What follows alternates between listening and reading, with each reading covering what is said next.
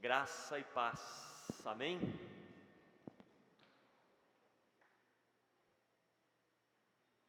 Esperar só, ô Lu, acho que está um pouquinho alto só, estou sentindo uma microfonia aqui. Na quinta-feira a gente teve a aula de perspectivas aqui, e o pastor que usou o microfone falava bem baixinho, então o ganho estava lá em cima. Ajustes técnicos, irmãos, necessários, para a gente poder seguir com a proclamação da palavra nessa noite. Uma alegria poder estar com os irmãos, nos reunimos nesse tempo especial de adoração, tempo em que leremos a palavra de Deus, em nome de Jesus o Espírito vai nos ensinar, e também culto de ceia, quando poderemos participar da comunhão através do pão e do cálice, conforme nos manda a palavra de Deus, através do próprio Senhor Jesus Cristo. Queridos, nós temos, desde já de alguns domingos atrás, nós temos refletido sobre um tema, pois estamos lendo a carta de Paulo aos Romanos, estamos lendo toda a carta, desde o primeiro capítulo, o primeiro versículo, e meditando conforme Paulo escreve a estes nossos irmãos. O tema que tem conduzido os nossos estudos tem sido este: revestidos de Cristo. E hoje, mais especificamente, leremos um trecho do capítulo 5 e vamos conversar sobre a humanidade restaurada. Humanidade restaurada.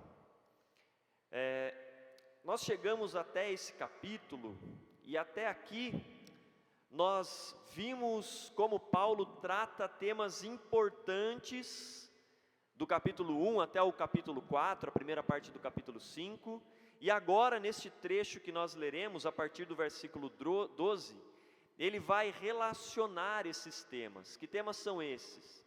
Primeiro, Paulo demonstra que toda a raça humana está condenada. A partir do capítulo 1, versículo 18 até o 3:20, Paulo ele discorre como gentios, aqueles que são fora do povo de Israel, eles não tinham conhecimento da lei de Deus, mas eles tinham um referencial no seu coração, assim como todo ser humano que Deus colocou a eternidade em nosso coração, e além disso também tinham o testemunho da criação, mas conhecendo a Deus o rejeitaram, distorceram a verdade e escolheram adorar as coisas criadas, negando a glória de Deus. E os judeus também, que foram escolhidos para receber a lei escrita do Senhor, eles também estão debaixo da mesma condenação, porque conhecendo a lei, tendo a revelação daquilo que é a vontade de Deus, não a obedeceram. Então toda a raça humana está condenada.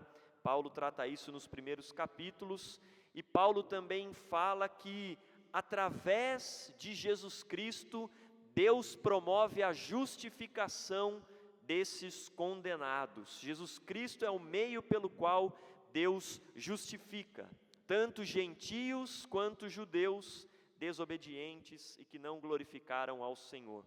E é através do sacrifício da cruz do Calvário que Cristo paga definitivamente a condenação dessa raça humana condenada pelo pecado, para todos aqueles que creem e se entregam a Jesus como seu Senhor e Salvador.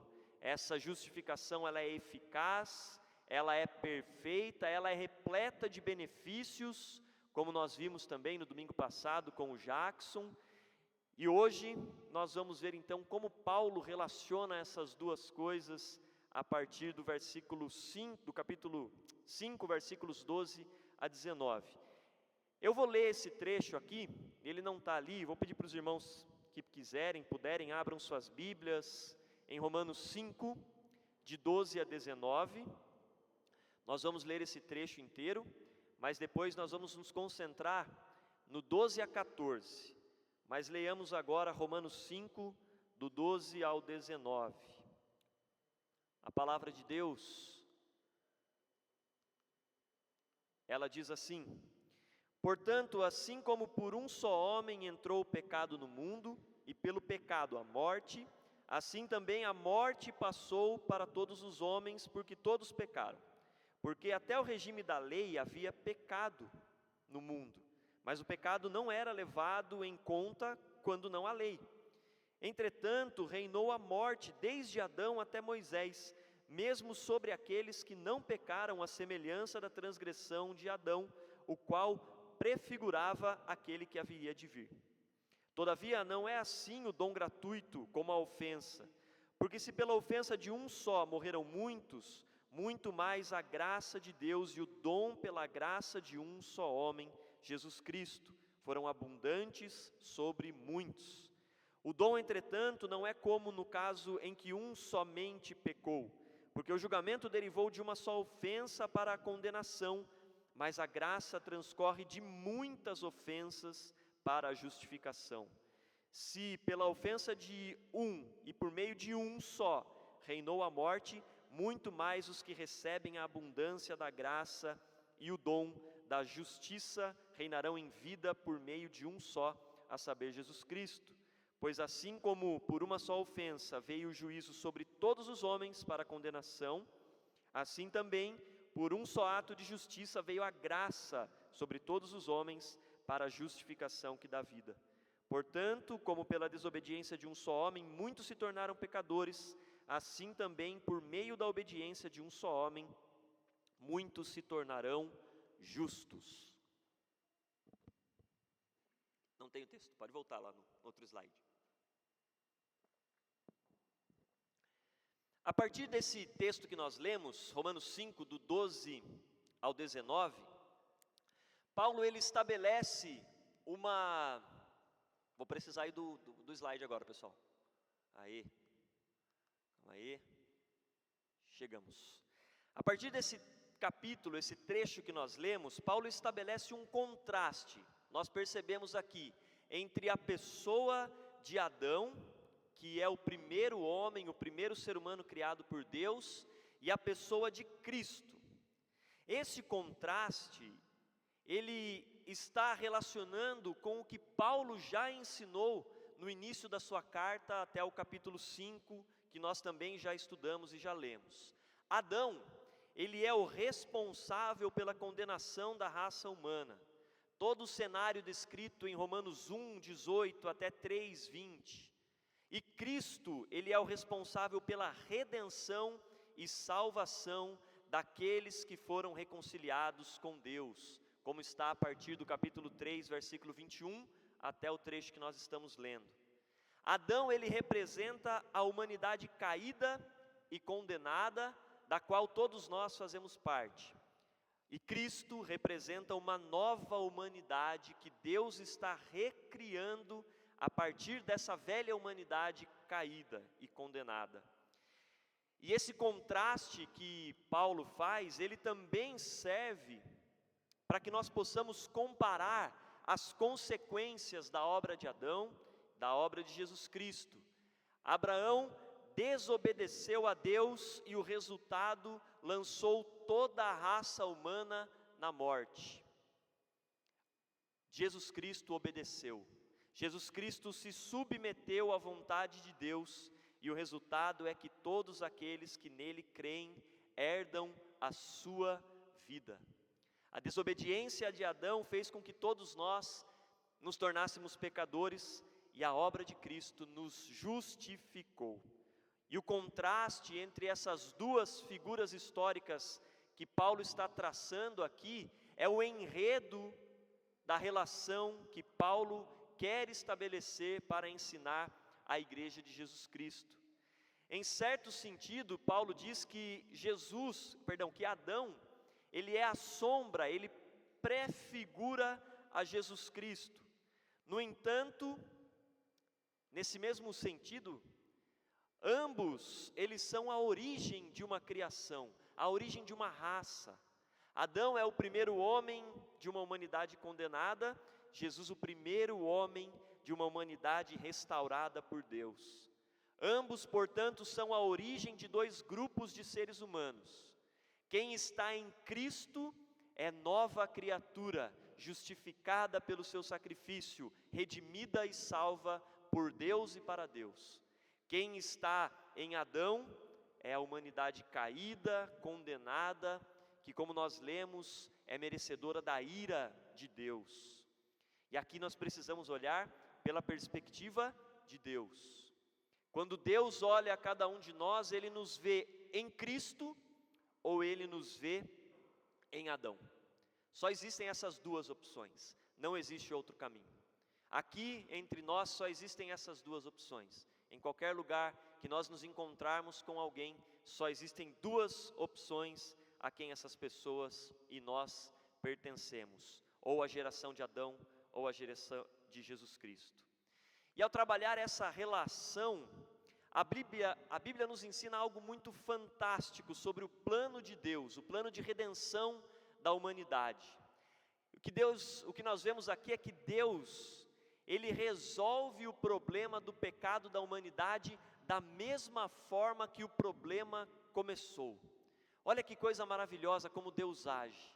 Do mesmo jeito que o pecado entrou no mundo, Deus traz também a restauração. Por meio de um só homem o pecado contaminou toda a humanidade, e também por meio de um só homem a justiça de Deus se revelou e nos alcançou. Como eu falei a princípio, nós vamos nos concentrar então nos versículos 12 e 14 de Romanos 5. Então vou ler mais uma vez esses três versículos, de 12 a 14. Esse trecho, como nós vimos, ele aborda o problema do pecado e ele aborda as consequências terríveis do pecado.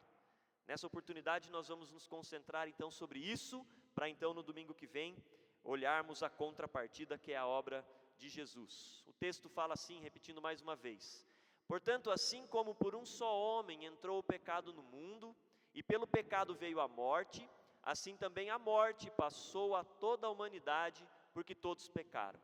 Porque antes da lei ser dada, havia pecado no mundo, mas o pecado não é levado em conta quando não há lei.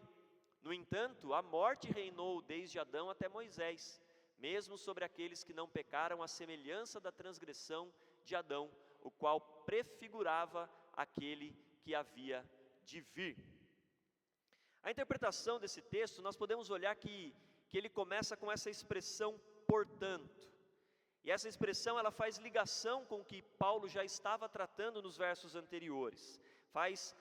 Paulo está estabelecendo então que a nossa justificação, da qual ele falou muito no trecho anterior, da qual ele falou dos benefícios dessa justificação, essa obra é fruto da obra de uma só pessoa, Jesus Cristo.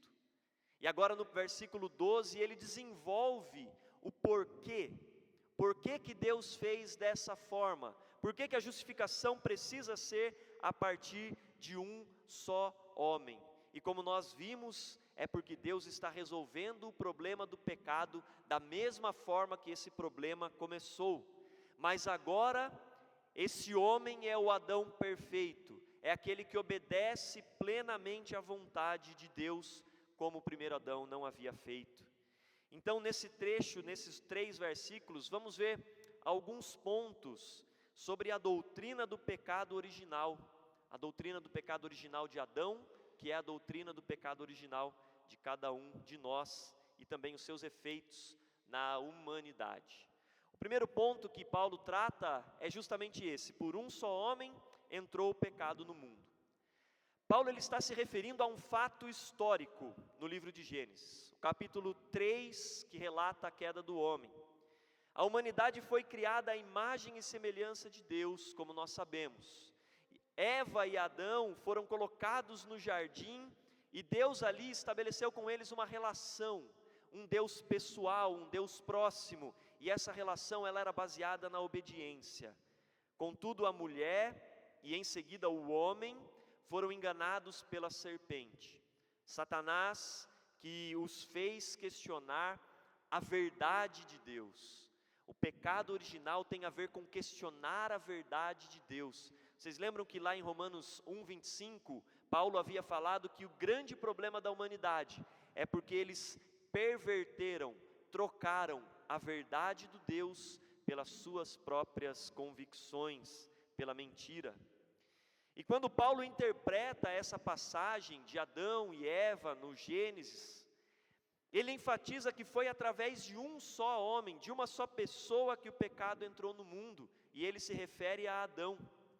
A gente sabe que a sequência, Eva primeiro comeu da árvore, mas Adão era o responsável diante de Deus. Foi a Adão que Deus deu a incumbência de obedecê-lo e de fazer com que a natureza, a criação e as pessoas conhecessem a Deus. Ele então foi o primeiro criado por Deus para ser o início de toda a raça humana que viria. Mas ele também foi aquele que abriu o caminho para o pecado entrar em um mundo perfeito que até o momento não conhecia o pecado. Por um só homem entrou o pecado no mundo. Agora vamos refletir então como que o pecado de um só homem teve esse poder de contaminar toda a humanidade posterior a ele. Ao criar a humanidade, Deus nos fez capacitados com inteligência, com sabedoria, com moralidade, e Deus também deu aos seres humanos a capacidade de se reproduzir.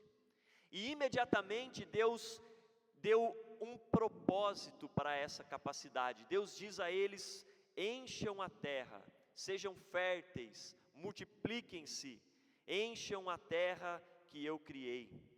Deus não criou imediatamente no sexto dia da criação os 7 bilhões, quase 8 bilhões de pessoas que somos hoje. Não foi assim. No princípio havia um casal.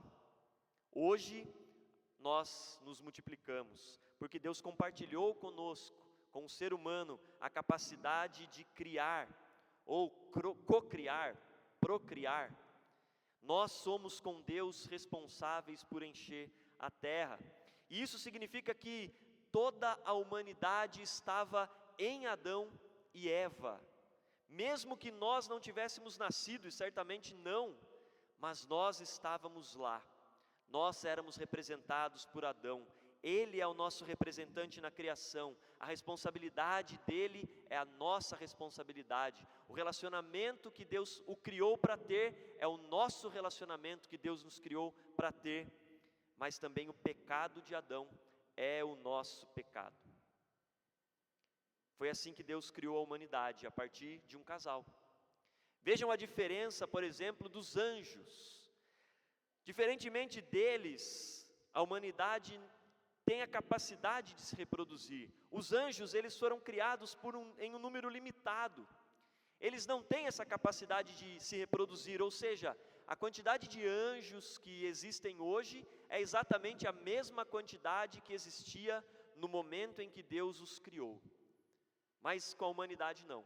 Deus criou 2 e a partir de 2 deviam encher a terra. E Paulo enfatiza então que o pecado entrou no mundo através deste primeiro homem, porque não era um homem qualquer, ele era o cabeça de uma raça, nele estávamos todos nós. A queda dele é a nossa queda, o pecado dele é o nosso pecado, e as consequências na vida de Adão também repercutem em toda a sua descendência. Adão, ele não inventou o pecado, ele não foi o inventor. O relato bíblico revela que o pecado já existia antes mesmo da queda da humanidade. Lembra da rebelião dos anjos, liderada por Lúcifer? Está relatada em Isaías 18 e em Ezequiel 24. Fala da queda de Satanás e da sua arrogância, bem antes da queda da humanidade. Então o pecado já existia, mas o que Adão faz é abrir a porta de toda uma raça para que o pecado entrasse no mundo. E aqui o pecado ele é visto então como o princípio da desobediência e da rebelião contra Deus, que havia um mundo perfeito que foi contaminado, que foi afetado.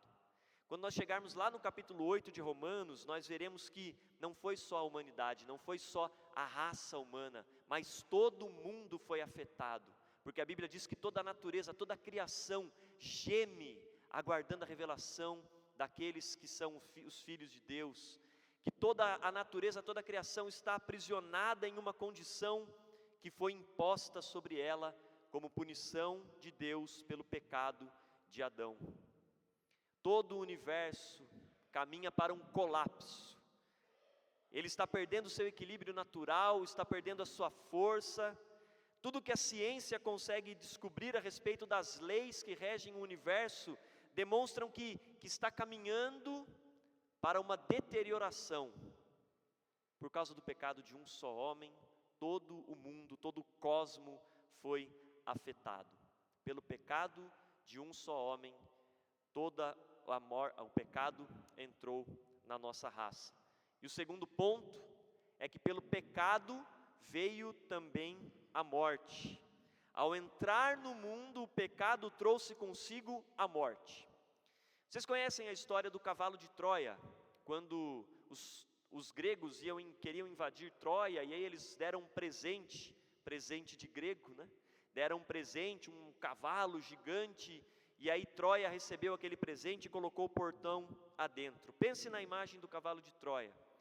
Quando os troianos permitiram a entrada deste cavalo em seus portões, eles também permitiram a entrada da morte, da derrota. Quando Adão pecou, não somente o pecado entrou no mundo, mas também a morte. Em Gênesis capítulo 2, versículo 17, Deus já tinha dito a Adão que se ele desobedecesse, certamente morreria. E essa companheira terrível e inseparável do pecado é apresentada na Bíblia, a morte, em três perspectivas ou em três facetas. A primeira delas é a morte espiritual, que é a separação de Deus.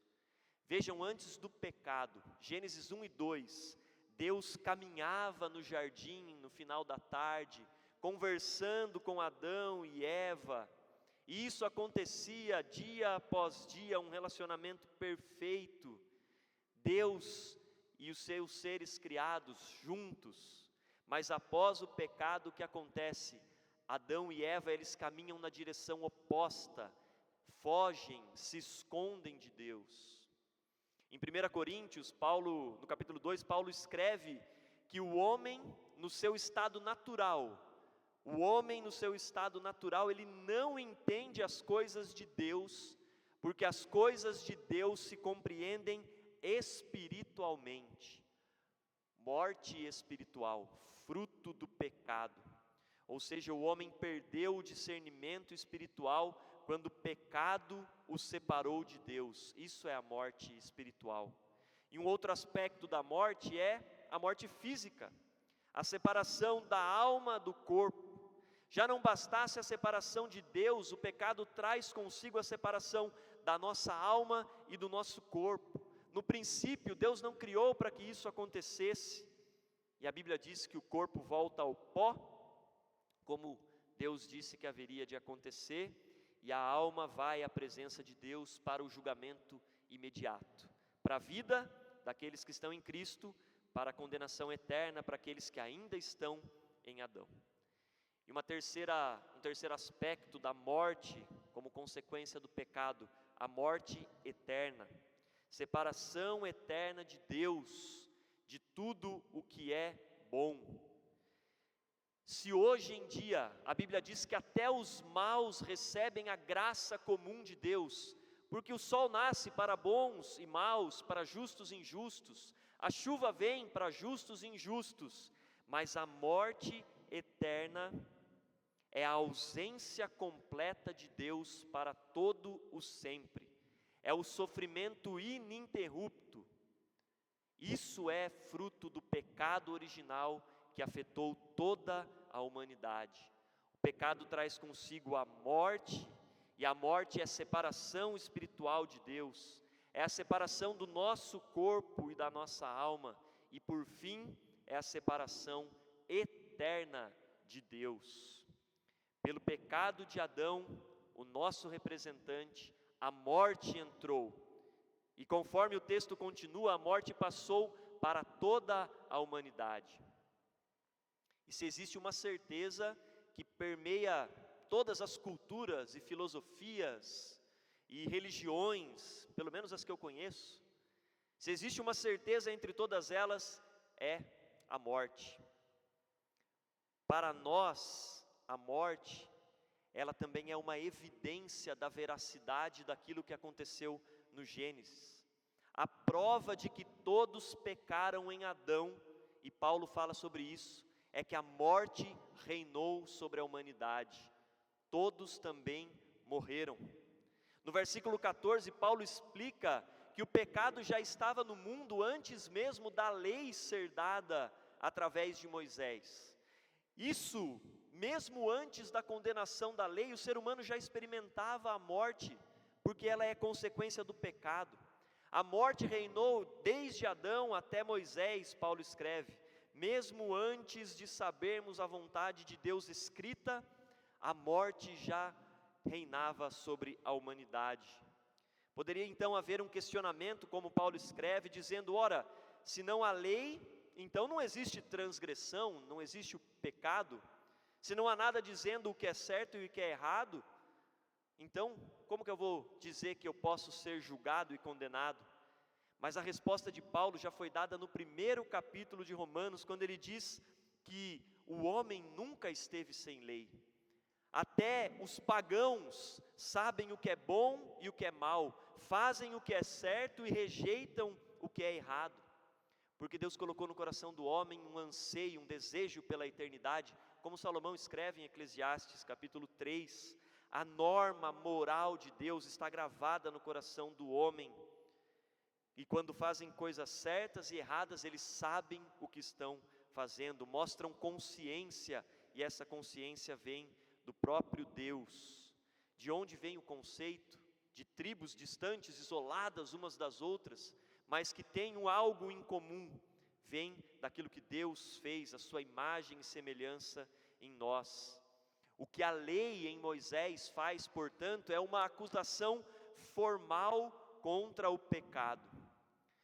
Mas antes, mesmo não havendo a formalização, a humanidade já experimentava o fruto daquilo que o pecado trouxe ao mundo. Se olharmos a história da humanidade, de Adão até Moisés, todos os personagens que nós conhecemos, viveram, erraram, acertaram, todos eles morreram, porque o salário do pecado é a morte, e o reinado da morte então ele só termina quando ela é vencida por Jesus Cristo, na sua ressurreição, vencendo a morte. Mas nós vamos chegar lá mais para frente, no capítulo 6. Por enquanto, o que Paulo está dizendo aqui é que mesmo aqueles que não pecaram exatamente como Adão, ou seja, que não desobedeceram uma ordem direta, específica, recebida pessoalmente por Deus, mas negaram a Deus, quando negaram aquilo que Deus colocou em seus corações, quando negaram glorificar a Deus por toda a criação, também sobre eles, assim como sobre Adão, a morte reinou. Pecado e morte se tornaram parte sine qua non. Já ouviram essa expressão? É latim.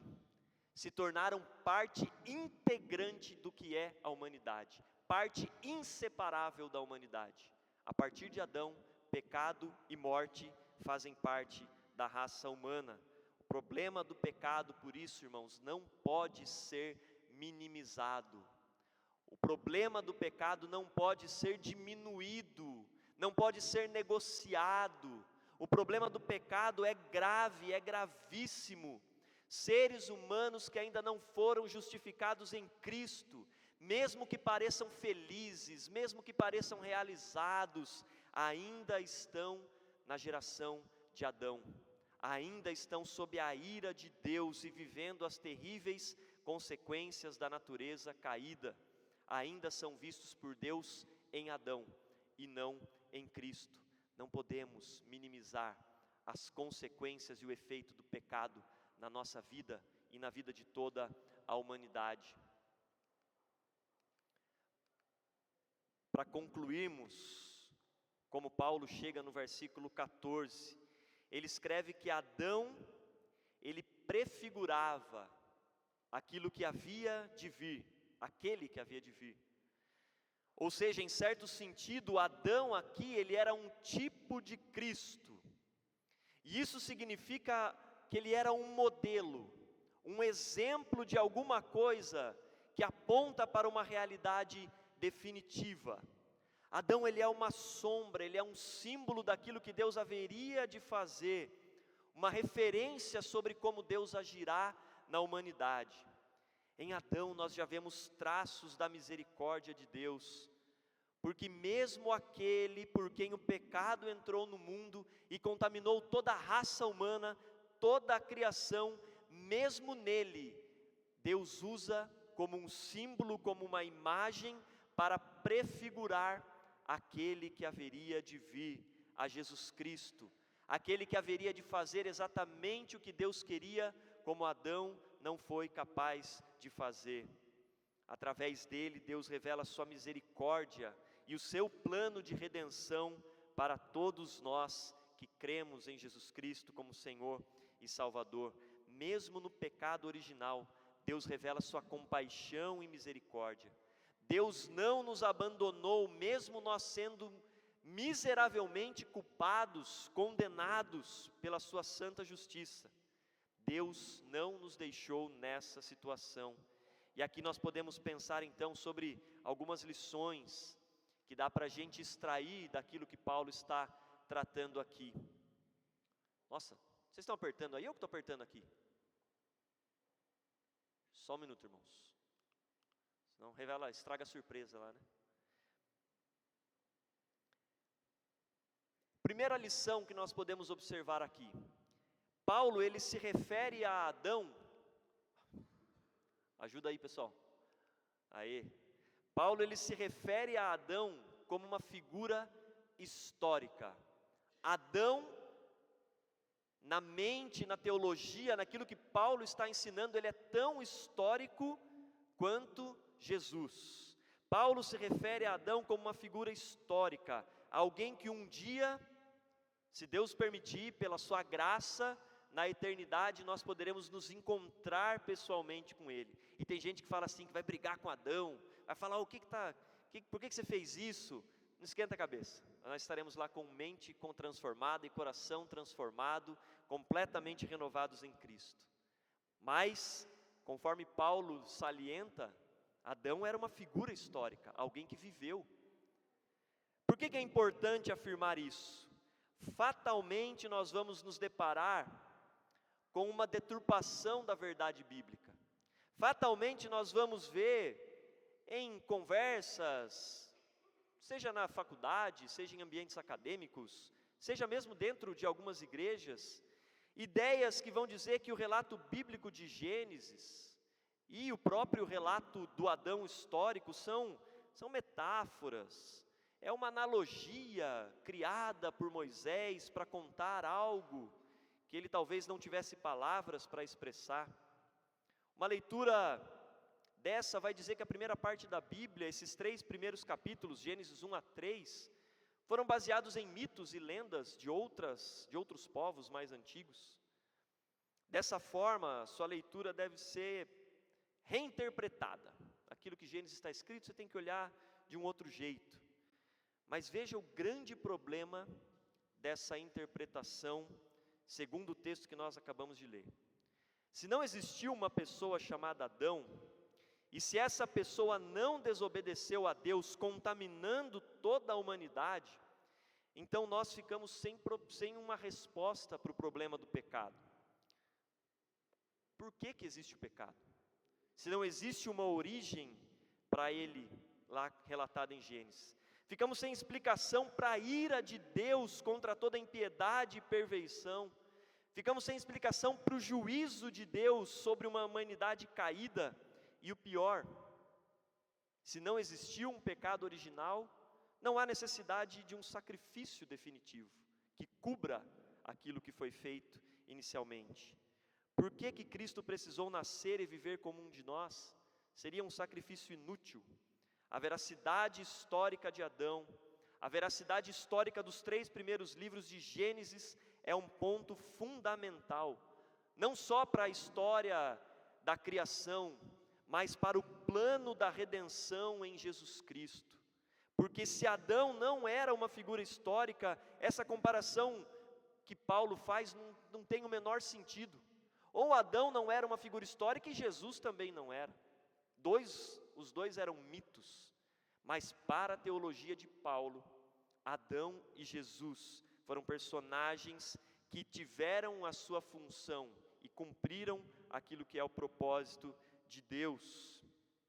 Na teologia cristã é essencial o entendimento do Adão histórico, um homem que realmente existiu, que foi criado por Deus e a partir dele criada toda a humanidade. Senão tudo mais que nós aprendemos e pregamos sobre o evangelho da salvação em Jesus Cristo, perde o seu sentido, perde a sua força. O segundo ponto que podemos aplicar nessa lição que nós lemos, essa passagem revela o porquê nós somos pecadores. Por causa do pecado original não há inocentes. Entendemos como nós já nascemos inclinados para todo mal, que isso é fruto da nossa raça humana. Já nascemos parte de uma raça que está debaixo do juízo de Deus. E essa verdade, ela revela o porquê há tanto sofrimento no mundo. Essa passagem, ela lança a luz sobre uma questão que muitas vezes fazemos em situações vividas por nós ou observadas por nós. Por que que o inocente sofre? Na perspectiva bíblica, essa pergunta não faz sentido, porque não existem inocentes. Na perspectiva de Deus, nunca fomos inocentes. Nem aquele mais zeloso quanto à sua prática religiosa, nem a criança que acabou de nascer, nem aqueles que nascem em berço evangélico. Não há inocentes na perspectiva de Deus. Essa é a doutrina do pecado original. Todos nós fazemos parte de uma raça condenada. E um cristão que entende isso abandona qualquer dúvida em relação ao porquê Deus deixa inocentes sofrerem. Porque se o indivíduo não tem culpa naquele fato direto, naquela situação que está vivendo, mas ele já nasceu numa condição de não inocência diante de Deus. A Bíblia fala em Romanos 3:10, nós já lemos esse texto: não há um justo sequer, ninguém há que busque a Deus. Nos Salmos 14, versículos 2 e 3, o salmista escreve que o Senhor olhou desde o céu para os filhos dos homens, para ver se havia alguém que tivesse entendimento e que buscasse a Deus. Mas Deus, do seu ponto de vista, da sua perspectiva, diz: todos se desviaram e juntamente se corromperam, não há quem faça o bem, não há um sequer. E aí Paulo pergunta: seria injusto Deus aplicar a sua ira sobre essa humanidade? E ele mesmo responde: eu falo em termos humanos, é claro que não. Do contrário, como Deus julgaria então o mundo? A pergunta, onde estava Deus quando alguma coisa aconteceu, quando algo terrível se debateu sobre alguém, sobre uma história, ela não cabe, porque não existem inocentes. O sofrimento de ninguém é fruto daquilo que ele fez na sua ação, e Deus vai castigá-lo por aquilo, mas é fruto de algo que nós carregamos pelo simples fato de sermos seres humanos. Com isso, queridos, eu não quero desmerecer, não quero amenizar o sofrimento que cada um de nós vive, que cada história aqui presente e assistindo já viveu. Não quero diminuir o tamanho da sua dor, mas lembre-se disso. Não é Deus que está te castigando ou permitindo que um inocente sofra. A nossa natureza, nós estamos vivendo algo que é fruto da nossa natureza.